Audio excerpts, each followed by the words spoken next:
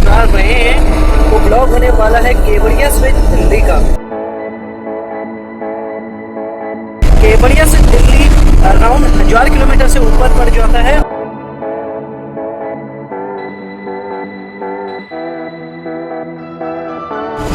तो जनाब हम निकल चुके हैं केवड़िया से दिल्ली के लिए।